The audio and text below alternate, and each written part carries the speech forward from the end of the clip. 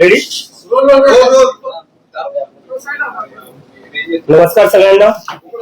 पहिले मराठीमध्ये करू आपण, नंतर हिंदीमध्ये करू. 6 जूनला आपण सगळ्यांनी पाहिलं दिल्लीच्या जंतर मंतरवर परीक्षेत आतापर्यंत 6-7 विद्यार्थ्यांनी आत्महत्या केलेली आहे. सीबीएसईचे जे 17 लाख स्टुडंट्स आहेत त्यांचं फ्युचर अफेक्ट झालेलं आहे. एसएससी जीडीचे अजून 16 लाख स्टुडंट्स आहेत, त्यांचं फ्युचर अफेक्ट झालेलं आहे. असं एकंदरीत पाहिलं तर आपण एसएससी जीडी, नीट, सीबीएसई आणि सीयूईटी हे स्टुडंट जर बघायला गेले तर 1 करोड पेक्षा जास्त स्टुडंट्सचे फ्युचर अफेक्ट झालेलं आहे. तरीही याची जिम्मेदारी घ्यायला कोणी तयार नाहीये. त्यासाठी आम्ही 6 जूनला जंतर मंतरवर आंदोलन केलं होतं आणि आम्ही डिमांड केली आहे की धर्मेंद्र प्रधान यांनी तुरंत रेजिग्नेशन दिलं पाहिजे. पुण्यात उद्या 4 वाजता आम्ही आमचा शांतीपूर्ण प्रोटेस्ट करणार आहे आणि त्यानंतर आम्ही लखनौ, अमृतसर, जयपूर, बँगलोर इथेही आम्ही प्रोटेस्ट करणार आहे. तर आमची परत एकदा विनंती आहे की तुम्ही काही करून जिम्मेदारी घ्या, नैतिक जिम्मेदारी घ्या. तुमच्यामुळे स्टुडंट आत्महत्या करतायत, लाखो करोडो स्टुडंटचं भविष्य बर्बाद होतं तुमच्यामुळं, सगळं वाटून होऊ लागलं स्टुडंटचं. याची कोणीतरी जिम्मेदारी घ्यायला पाहिजे. देशात आज अकाउंटेबिलिटी राहिली कुठे? दिल्लीला या. जर धर्मेंद्र प्रधान यांचा राजीनामा नाही झाला तर 20 तारखेला दिल्ली येथे सगळ्या देशातला तरुण येईल आणि धर्मेंद्र प्रधानचा राजीनामा घेतल्याशिवाय वापस जाणार नाही. धन्यवाद.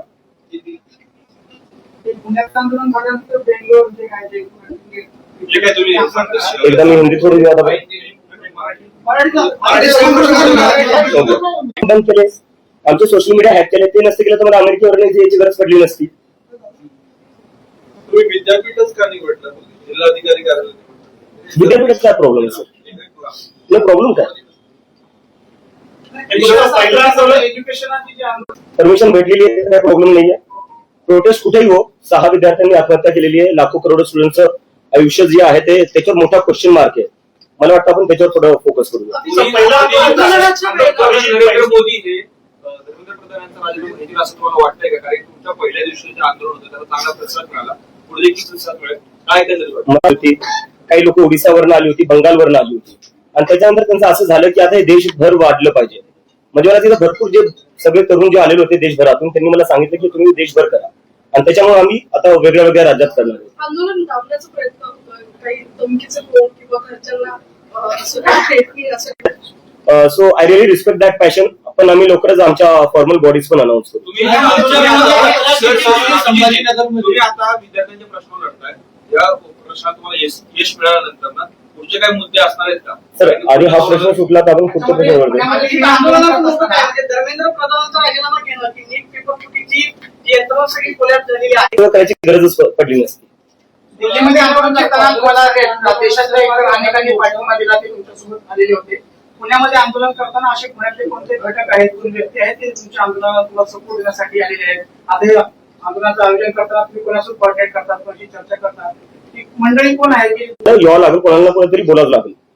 तर माझी जेवढी आईवडील हे बघता त्यांना सांगतोय, तुमच्या लेकरांना बोलण्यापासून थांबू नका. जोपर्यंत मी एकटा बोलत राहील तोपर्यंत असू शकता मला एकट्याला आवाज दाबायचा प्रयत्न करतील, पण जेव्हा लाखो करोडो स्टुडंट सोबत बोलतील ना तेव्हा यांची हिंमत होणार नाही कोणाचा आवाज दाबायला. आणि जेलमध्ये जर कोणाला टाकायचं मी जेलमध्ये जायला तयार आहे, तुमच्या लेकरांना जेलमध्ये जाऊन देणार, मी त्याची जबाबदारी घेईल. पण तुमच्या लेकरांना तुम्ही बोलण्यापासून थांबू नका. नाही आता इथंच सर. तर दिल्ली पोलिसने एका आतंकवाद्याला परमिशन दिली असं म्हणायचं तुम्हाला? पुणे पोलिसने एका आतंकवाद्याला परमिशन दिली असं म्हणायचं? एक sir I am answering sir please. ठीक आहे, लिगली करतो आम्ही, म्हणजे बेस काय याच्यात. आणि चला ठीक आहे, हे एकदा मी अजूनही करतो. चला म्हणजे मी एक पाहिलं, वेदांत जो होता 17 वर्षाचा स्टुडंट, ठीक आहे, त्या 17 वर्षाच्या स्टुडंटला पाकिस्तानी बोलण्यात आलं जेव्हा त्यांनी सीबीएसई मध्ये काय घोळ चालला तो एक्सपोज केला. किती वर्ष लागले होते सर? ते वर्ष असं नाही, त्यांनी ते लढले म्हणून भेटले. हो पण किती वर्ष? ठीक आहे ना, आम्हाला 15 दिवस झाले सुरू होऊन. तुम्ही म्हणे की आपण तुम्ही इकडे थांबणार जाणार नाही, तुम्ही अमेरिकेत नेमकं कशासाठी होता? नोकरी होती, शिक्षण होतं, ते संपलं का? आणि त्यानंतर आता भारतात येऊन परत कायमस्वरूपी राहणार? मला एक रिस्पॉन्सिबिलिटी होती माझ्यावर, मी सुरू केलेलं, त्यामुळं की मला कुठे ना कुठे देशात वापस यावं लागेल आणि त्यामुळे मी आता इथं आलोय. भीती होती त्यांना? हा? एक भीती होती काँग्रेस जनता पार्टीची आता राजकीय स्थापना झाली का? काय झालं? पुढे काय नाही, ही एक मुवमेंट आहे सर, ही एक मुवमेंट आहे. आणि मी तर तुमच्या सगळ्यांना रिक्वेस्ट करतो, मी ऑफेंड नव्हते सर, मी रिक्वेस्ट करतो कारण 15 दिवस झाले, 15 दिवस नेमकं विचारायचं नाही चर्चा भारताबद्दल.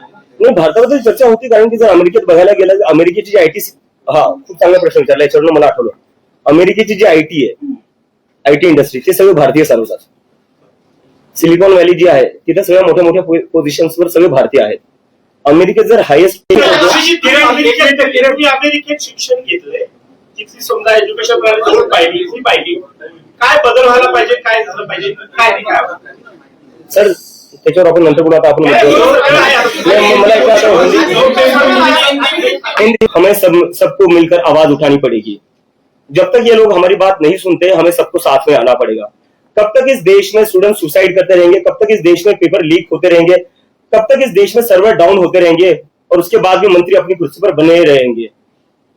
अगर आपकी एक गलती हो जाए, आपका फ्यूचर बर्बाद हो जाएगा. अगर आप कंपनियों को एक गलती कर दो, आपकी जॉब चली जाएगी. लेकिन या गलतियों पर गलतियां संबंधित आहेत, कुठल्या तरी विद्यार्थी चळवळ असेल किंवा धार्मिक संघटना असेल किंवा राजकीय पक्ष असेल किंवा जातीय पक्ष, मग हे ऑर्गॅनिक जनता पार्टी, कोकण जनता पार्टी कुठं आहे? ही सगळी कुठे संघटनेत काम करणारी मुलं आहेत. ऑर्गॅनिक जनता, तुम्ही काही माहिती घेतली का या तपासाच्या संदर्भात? आणि दुसरी गोष्ट, या तपासामध्ये प्रामुख्याने जी लोक पेपर फुटीत होती ती पुण्यातली सहभागी होती, त्याच्या मागे नेमकं कोण आहे याबाबत काही तुम्ही माहिती घेतली का? सीबीआय माझ्यासोबत का बोलेल सर? मला तर वाटतं माझ्यावर सीबीआय रेड होईल. तुम्ही काय त्यांच्याकडे विचारणा केली नाही का? नाही, नाही, CBI? नाही. एवढे म्हणजे हजारो तरुण जंतर मंतरवर येत आहेत, तरी ते ऐकायला तयार नाही. तुम्हाला वाटतं की माझ्या एका ईमेलवर राजीनामा देतील? आम्ही झुरळ हा एक उपद्रवी कीटक समजला जातो, रोगराई पसरवणारा समजला जातो. हे सगळे किळसवाड्या नजरेने बघितलं जातं. तुमच्या पार्टीला गांभीर्याने का घ्यावं जनतेने? जुरण कुठं आहे? बीजेपी समर्थकों को छोड़ने को बोला है इसके करो पार्टी ज्वाइन करो. मुझे लगता है देश एक डेमोक्रेटिक कंट्री है, जिसको जो पार्टी शुरू करना चाहता है कर सकता है, उसमें कोई रोक नहीं होनी चाहिए. आगे जाके आपको कांग्रेस जनता पार्टी मैं जंतर मंतर से ज्यादा सपोर्ट है. आगे जाके राजनीति में 2029 के लोकसभा चुनाव के पहले कांग्रेस जनता पार्टी